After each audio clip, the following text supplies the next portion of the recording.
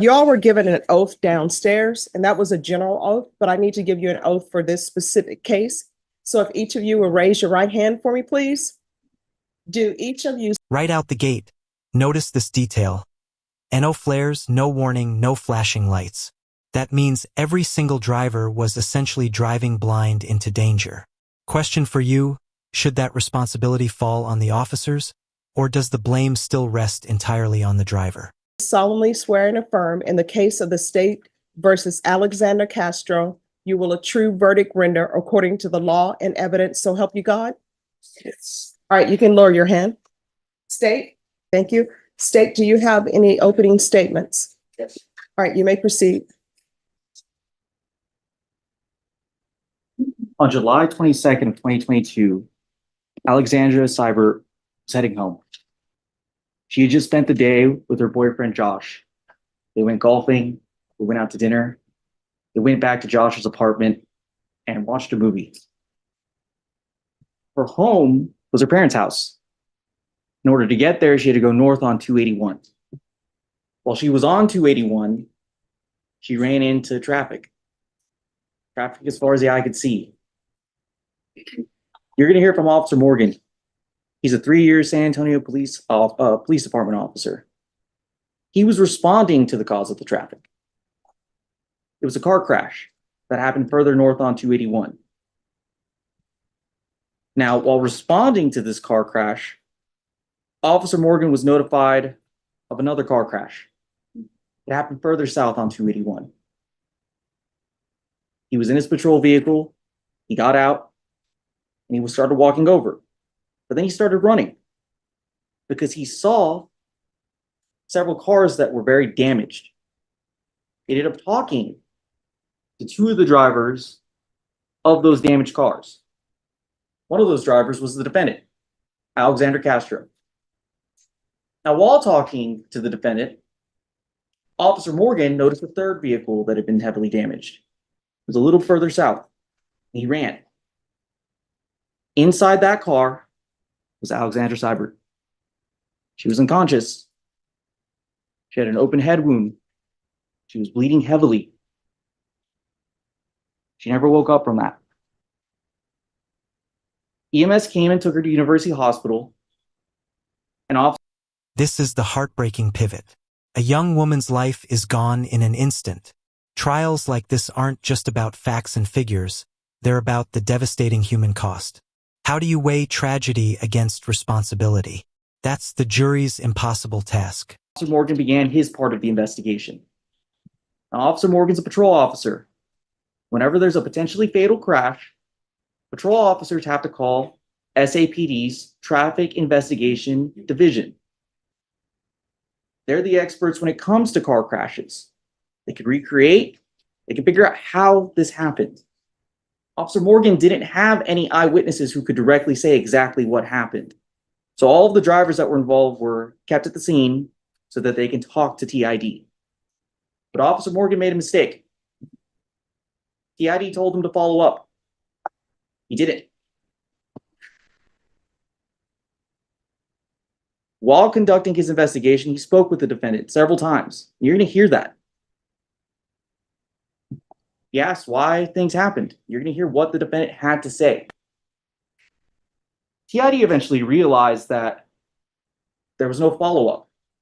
So several hours after, they made the scene, spoke to the drivers, and began their investigation. You're going to hear from several of the witnesses, several of the people who were on the highway when this happened. They did not see what happened. One of the witnesses was involved. His car was half crushed in due to the defendant's car hitting him at a high speed.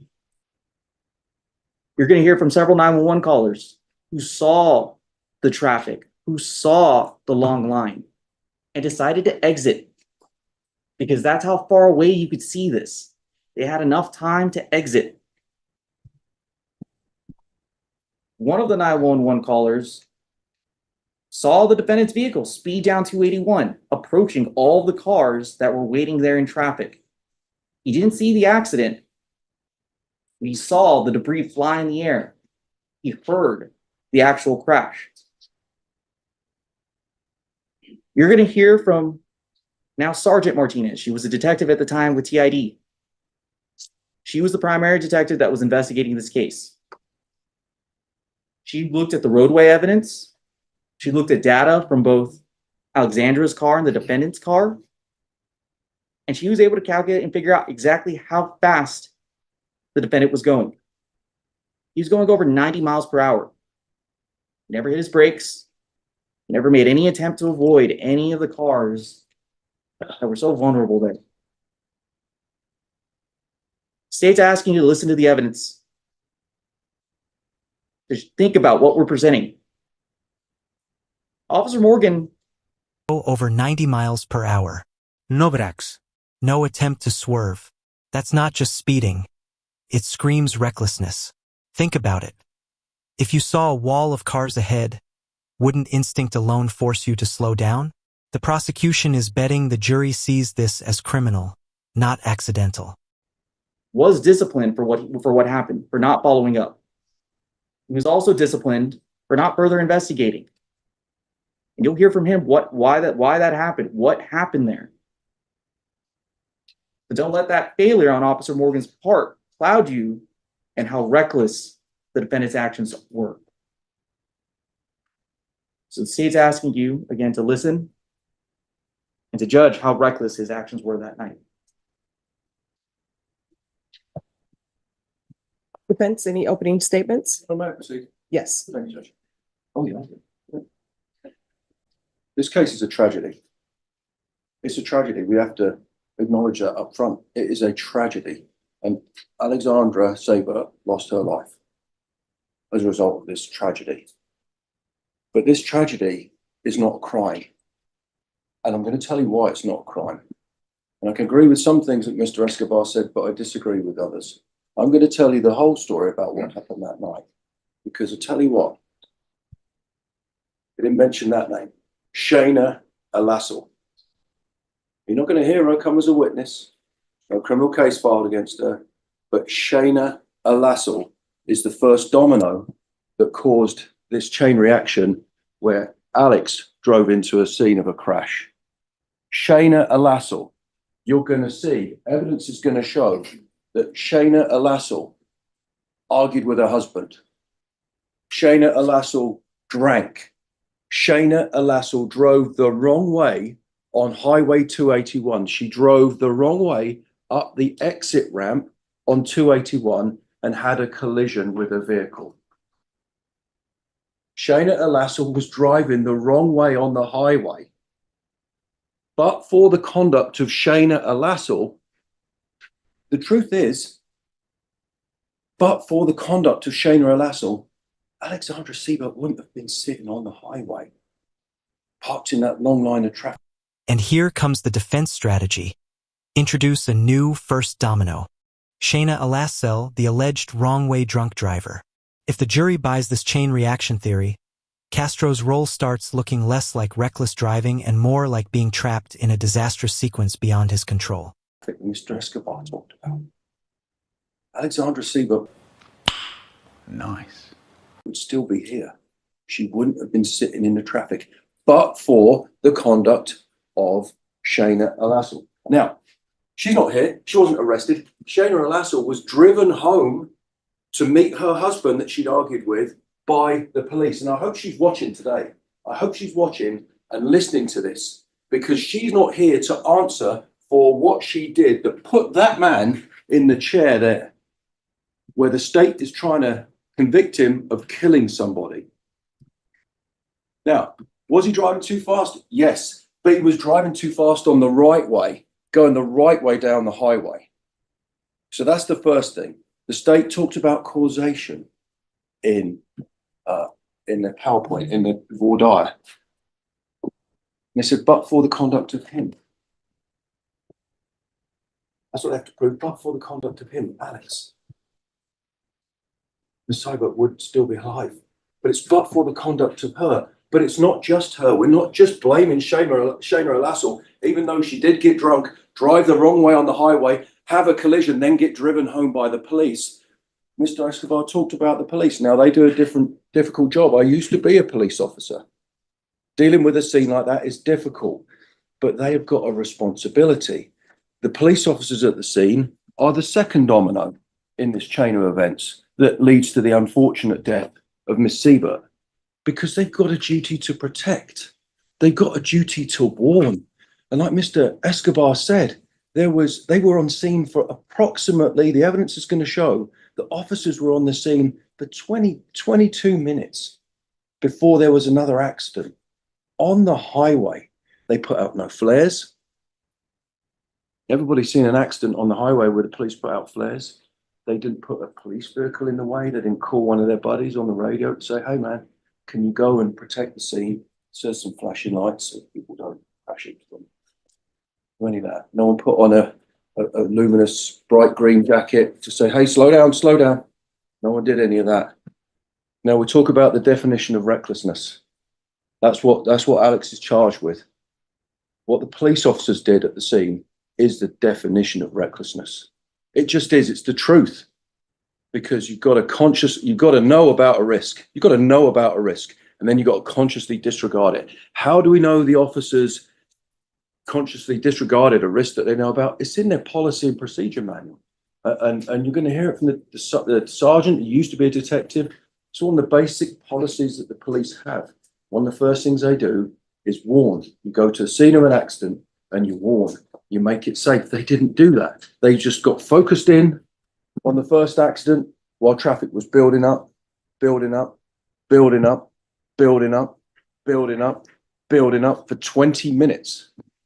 Now, he might have been driving too fast, but he was driving the right way on the highway. Shaina Alassel wasn't.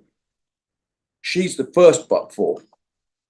The officers are the second but for. Now, let's talk about Alex. Let me talk this Alex. Let me talk about Alex Castro. Talk about him.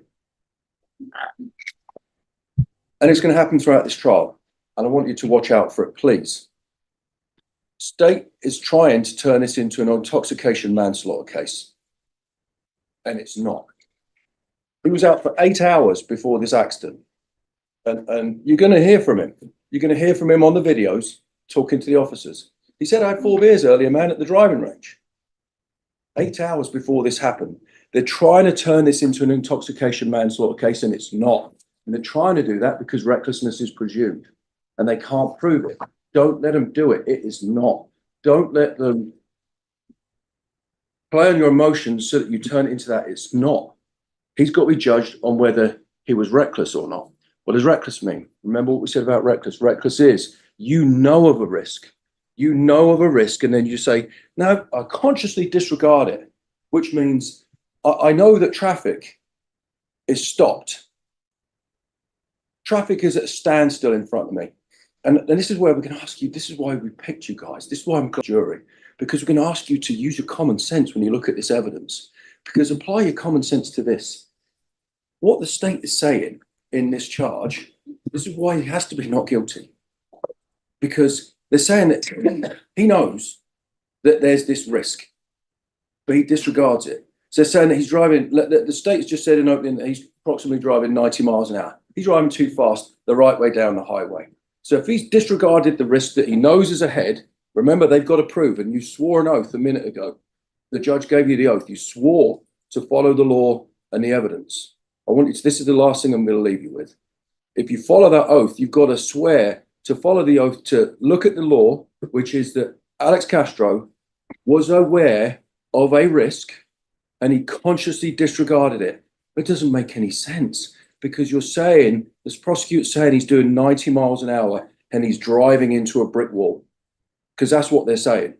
That's what recklessness is in this case. He is driving 90 miles an hour, according to the prosecutor, into a brick wall. That can't be the case. It makes no sense, because that means that's suicide. That's tantamount to him trying to kill himself.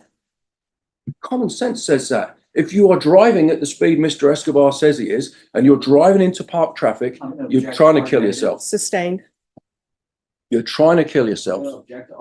Sustained. And that defies common sense. You see, I'm right. That's why he's objecting. Bold move here. The defense is arguing common sense, saying no one would intentionally drive 90 into a traffic jam because that'd be suicide. But here's the catch. Recklessness doesn't require suicidal intent. It just requires knowing the risk and ignoring it. All right. All right, number one, the objection is sustained. Ladies and gentlemen of the jury, that's an improper argument. These are opening statements. Both parties are to inform you of what they expect the evidence to show you. And state your objection is sustained.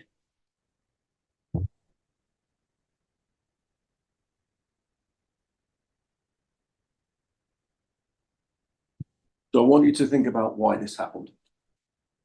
Why this happened, because there's only one person sitting in that chair today, and he's not the only one responsible for this. His actions are by definition not reckless. If anything, he ought to have known. He ought to have known. But to say that he knew and then he disregarded it means he's driving into a brick wall at 90 miles an hour. And that makes no sense. Shaina Alassel is the first domino. The police officers are the second, and their investigation, failing to warn, failing to do anything to protect Alexandra Cyber. And she's a good person. I never met her. I've seen a lot of evidence about her. She did nothing wrong. It's a tragic thing. And you're going to hear, and it's Sustained. a judgment statement. It is All right. Oh, counsel. When I make my ruling, those are my rulings. So And the the evidence objection is sustained. Thank you, Judge. I'm sorry. The evidence that you're going to see, the evidence will show that this is heartbreaking. You're going to see things. You're going to see things. I want you to be prepared for that. You're going to see things that are going to break your heart. They are. It's going to hurt your heart when you see it. It is. But you remember these dominoes. Go back to the law. The state is going to try and make you see these vehicles outside. The evidence is going to show, the state is going to show you these vehicles outside in the parking lot. It's just the truth. And it's going to be shocking. I'm going to tell you now, it's going to be shocking. It's going to hurt your heart. But please use your common sense. Please follow the law, because you know the first domino in this case is Shaina Alassel. She's not here. She was driven home by the police after driving drunk the wrong way down the highway. The second domino in this case is the police failing to warn anyone. And the third one is the only one that they've got. He's sitting here, is Alex Castro, and he's not negligent. He's not reckless. If anything, he's negligent. Sustained. I'm going to ask you to find him not guilty. Thank you. All right. Thank you. All right, ladies and gentlemen, I'm just going to have you all step outside in the hallway. Just give me 2 minutes, okay? All right, everyone, please rise for the jurors. All right, everyone, please be seated.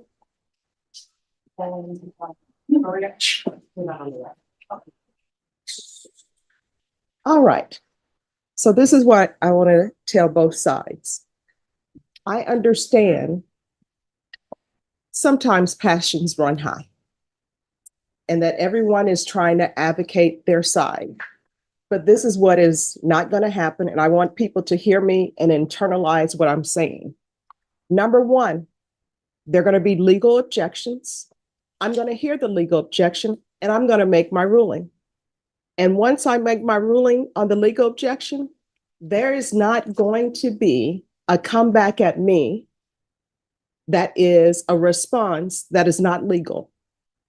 So counsel, this whole thing where the state is objecting, saying it's argumentative, and I rule on it, the comeback answer is, no, it's not argumentative, Judge. It's like, everyone, keep your levels here, make your objections, I will rule on them.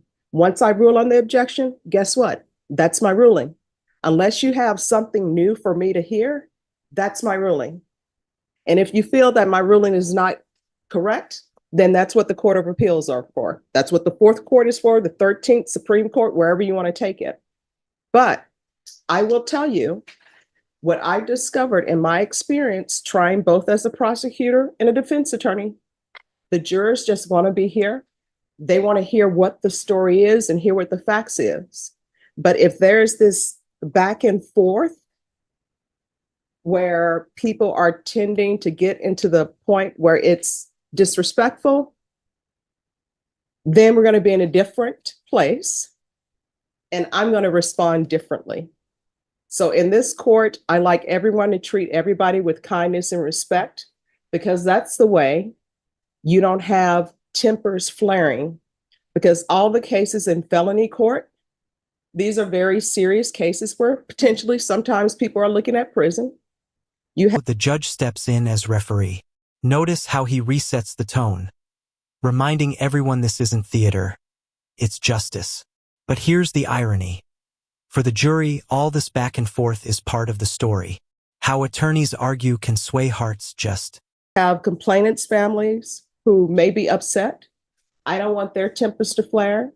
You have the accused families who may feel like, their family member, their loved one should not be here. So they have tempers as well. So I'm depending on attorneys. You're all professional. You should keep it here. Does everyone understand?